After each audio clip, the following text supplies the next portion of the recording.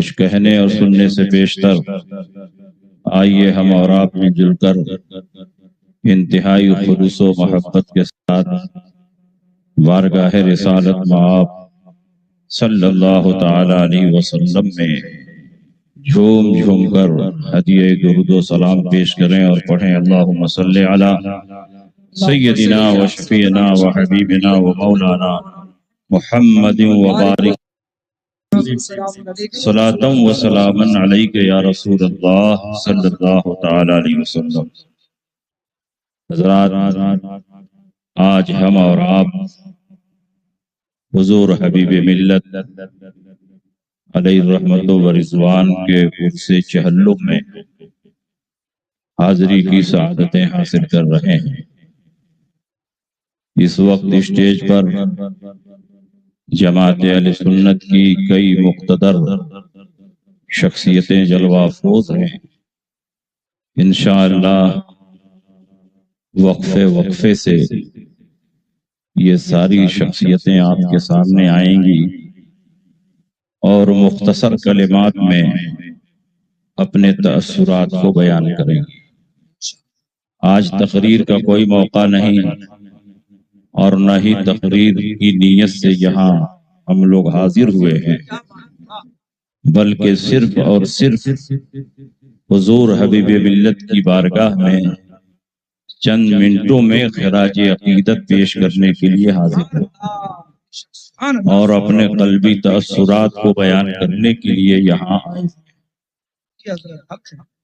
Stage پر داماد حضور قائد ملت، ادیب شہیر، صاحب قرطاس و قلم، ماہر درسیات حضرت علامہ مفتی عاشق حسین صاحب کشمیری مدد اللہ العالی تشریف فرما۔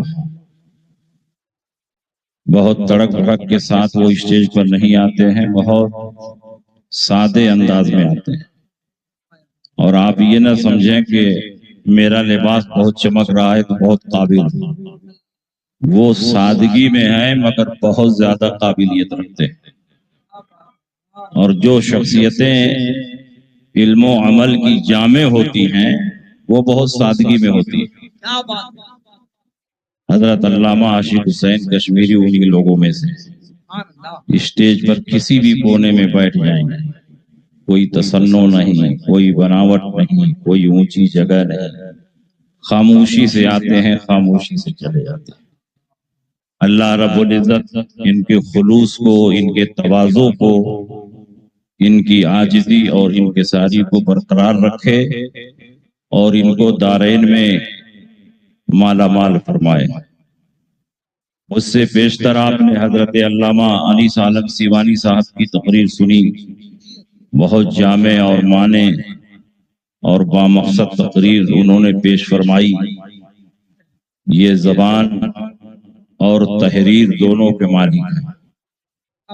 اسٹیج پر شہزادہ حضور حبیب ملت حضرت مولانا حبیب رضا صاحب تشریف فرما ہیں، ان کے چہرے کی زیارت کریں۔ حضور حبیب ملت علیہ الرحمت و رضوان کا وصال جماعت اہل سنت کے لیے ناقابل تلافی نقصان ہے۔ اڑیسہ کی سرزمین پر علم و عمل، زہد و تقوی، طہارت و پاکیزگی، اتباع سنت کے معاملے میں حضور حبیب ملت کی ذات منفرد اور بے مثال نظر آتی ہے۔ کئی دہائیوں تک یہ سورج جو علم و عرفان کا سورج ہے اڑیسہ کی سرزمین پر چمکتا رہا، اور 28 دسمبر کو رات میں علم و عرفان کا یہ چمکتا ہوا سورج ہمیشہ ہمیش کے لیے ہماری نگاہوں سے غائب ہو گیا، اوجھل ہو گیا۔ لیکن آج بھی ان کی خدمات کے نقوش پورے اڑیسہ میں دیکھے جا سکتے ہیں۔ گلی گلی गांव गांव करिया करिया पहुंचकर उन्होंने दीन और सुन्नियत और मसलक आला हजरत का काम किया। और कोई ये नहीं बता सकता है कि कभी उन्होंने किसी से किराया मांगा, कभी उन्होंने नजराना मांगा। वो अमीर के यहाँ जिस शान से जाते थे उसी शान से गरीब की झोपड़ी में भी जाते। अमीरों की दावत जिस तरह कबूल फरमाते थे, गरीबों की दावत भी उसी मुस्कुराहट के साथ कबूल फरमाते। उनके यहाँ अमीरों गरीब का कोई फर्क नहीं था, और जिसकी दावत कबूल फरमाते उसके यहाँ पहुंचते। उड़ीसा की सरजमीन पर अक्सर बेशतर जलसे उनकी सरपरस्ती में होते, और हम लोग जब उड़ीसा आते तो ज्यादातर जलसों में हजरत की सरपरस्ती होती और हजरत से मुलाकात होती। सच। और जब मुलाकात होती बहुत तवाज़ो से पेश आते। ऐसा महसूस नहीं होता कि एक अजीम खानकाह के सज्जादा नशीन और शेख तरीकत है। ऐसा महसूस होता कि ये हुजूर मुजाहिद मिल्लत अलैहि रहमतो व रिज़वान की चौखट के जारू कश है जो आजिजी के साथ मिल रहे हैं। अल्लाह रब्बुल इज्जत ने उस आजिजी की ये बरकत अता फरमाई कि जब आपका विसाल हुआ तो मैं जनाजे में हाजिर था। खुदा की कसम मैंने देखा ये पूरा ग्राउंड इंसानों के सैलाब और मुस्तफा जाने रहमत के आशिकों से भरा हुआ था। बिल्कुल जिंदाबाद। इस मैदान के उस पार रोड से जब मेरी गाड़ी गुजरी तो बड़ी मशक्कत करनी पड़ी इस ग्राउंड में आने की। रोड के बाहर भी हर तरफ इंसानों का हुजूम और इंसानों का सैलाब। इनको कौन खींच कर ला रहा, इनको कौन बुला कर ला रहा? हुजूर हबीबे मिल्लत की सच्ची अकीदत और मोहब्बत इन मुसलमानों के दिलों में क्यों है? इसलिए कि उन्होंने पूरी जिंदगी दीन की खिदमत की, तो परवरदिगार आलम ने मुसलमानों के दिलों में उनकी मोहब्बत। लाजवाब नारे तकबीर, नारे रिसालत, इश्क मोहब्बत, इश्क मोहब्बत। उसी को कुरान अजीम में फरमाया गया, इन्नल लज़ीना आमनू व अमिलुस सालिहात सयजअलु लहुमुर रहमानु वुद्दा। जो लोग ईमान लाए और जिन्होंने नेक अमल किया उसकी मोहब्बत अल्लाह लोगों के दिलों में डाल देता है। मोहब्बत की नहीं जाती, मोहब्बत हो जाती है। हुजूर हबीबे मिल्लत ने अपनी मकबूलियत का परचम गाड़ने के लिए चमचों और दलालों को नहीं रखा था, बल्कि सिर्फ मसलके आला हजरत के यही सिपाही जहां जहां हुजूर हबीबे मिल्लत जाते उनकी मकबूलियत का परचम गाड़ते चले जाए। क्या हक़ानियत है, जिंदाबाद। हुजूर हबीबे मिल्लत में ऐसी तवाज़ो थी, खाकसारी थी कि जब कोई आलिम आपके पास आता, शायरों को इनाम दिया जाता है ना, मुकर्रिरों को इनाम देना मकरूह है, रख दीजिए। हुजूर हबीबे मिल्लत जब बीमार थे और भुवनेश्वर के हॉस्पिटल में आप एडमिट थे, डायलिसिस हो रही थी, और आशिक भाई ने मुझको फोन किया। उस दिन मेरा केंद्रापाड़ा में प्रोग्राम था। भुवनेश्वर एयरपोर्ट से जब बाहर निकला इनका फोन आया कि हजरत बीमार हैं और हॉस्पिटल में भर्ती हैं, बेहतर होगा कि आप मुलाकात करते हुए जाएं। मैंने कहा आप बेहतर की बात कर रहे हैं, जब इत्तला मिल गई है तो पहले तो मरीज की इयादत की जाएगी, उसके बाद जलसा होगा। जलसे वाले कुछ आनाकानी करने लगे, बहुत ट्रैफिक है, ये है वो है, देर हो जाएगी। मैं कहा चुप रहो, सीधे हॉस्पिटल गाड़ी मोड़ो, पहले हुजूर हबीबे मिल्लत की इयादत होगी, उसके बाद जलसे में खिताबत। जब मैं हॉस्पिटल पहुंचा हजरत डायलिसिस पर थे, लेकिन मैंने देखा कि उस वक्त भी आलिमाना वज़ा कता के साथ लेटे हुए थे और आपके सर पर सफेद दुपल्ली टोपी मौजूद थी और डायलिसिस का सिलसिला चल रहा। उस वक्त भी आपके सर से टोपी गायब नहीं। हजरत ने आंखें बंद की हुई थी, میں نے سوچا کہ مریض کو جگانا یہ خلل کا باعث نہ ہو جائے. میں کچھ دیر کھڑا رہا اور انتظار کرتا رہا کہ حضرت خود آنکھیں کھولیں تو میں سلام کروں. حضرت نے آنکھیں کھولی، میں نے سلام کیا، مسکرا کر حضرت نے جواب دیا.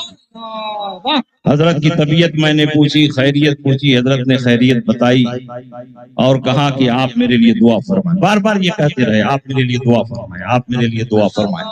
حضرت کو میں نے تسلی دی، دعا کی اور اس کے بعد حضرت سے اجازت لے کر کے میں رخصت ہوا.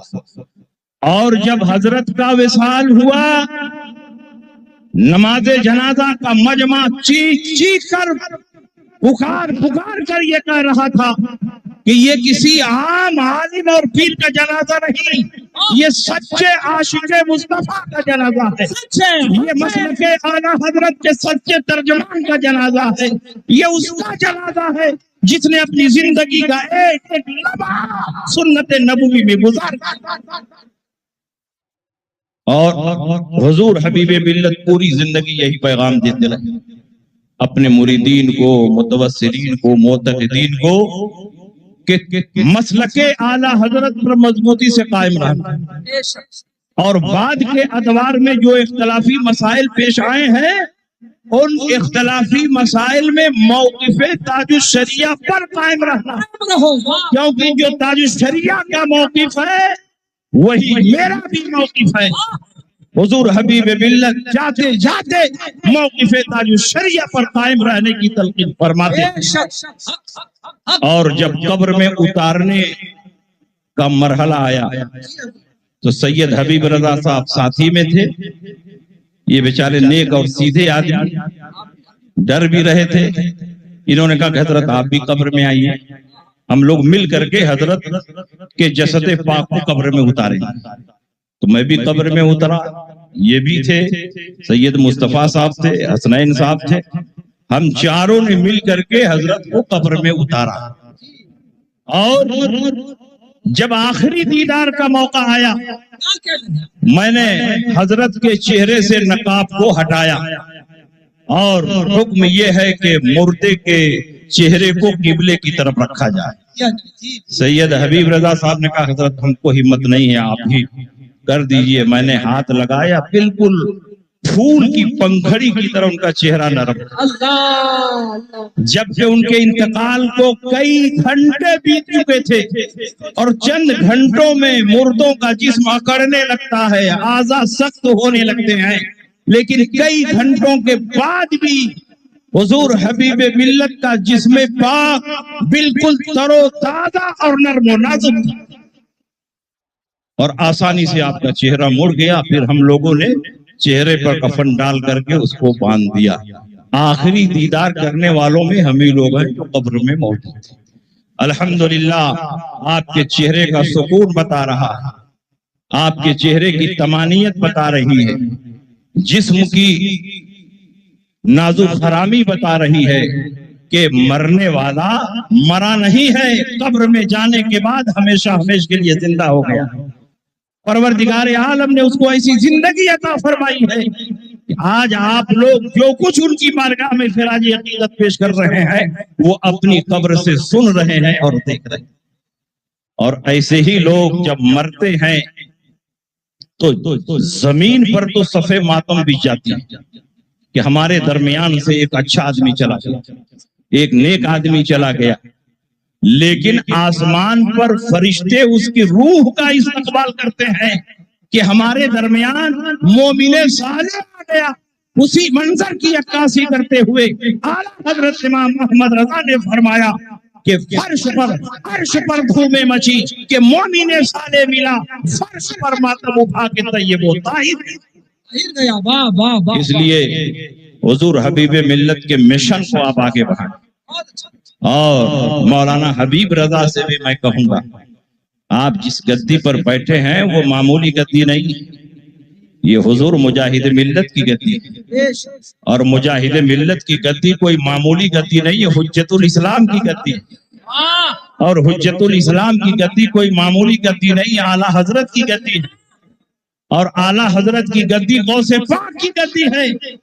اس لیے آپ کو بہت محتاط رہنا ہے اور علماء محتاطین کے ساتھ رہنا ہے اور پوری مضبوطی کے ساتھ مسلک اعلی حضرت کی خدمت کرنا ہے، مسلک اعلی حضرت کو فروغ دینا ہے۔ اور حضور حبیب ملت نے آپ کے لیے جو مشن چھوڑا ہے اس مشن کو آگے بڑھانا۔ تو الحمدللہ ہمیں بھرپور امید بھی ہے کہ یہ حضور مجاہد ملت کی مشن کو آگے بڑھائیں گے، اور حضور مجاہد ملت غیب سے ان کی نگرانی فرمائیں، ان کی مدد فرمائیں گے۔ باتیں بہت ہے کہنے کے لیے، لیکن وقت بہت کم ہے۔ میں انہی تاثراتی کلمات کے ساتھ آپ کے درمیان سے رخصت ہو رہا ہوں۔ حضرت علامہ عاشق حسین صاحب کے تاثرات آپ سنیں گے تو آپ کی معلومات میں بہت اضافہ ہوگا۔ حضرت علامہ مفتی شکیل صاحب بریلی سے تشریف لائے ہیں، ان کے تاثراتی کلمات کو بھی آپ سنیں، اور اس کے بعد صبح تک دل کھول کر کے آپ مشاعرہ کریں۔ پہلے ان علماء کے تاثرات کو سن لیں۔ وآخر دعوانا الحمدللہ۔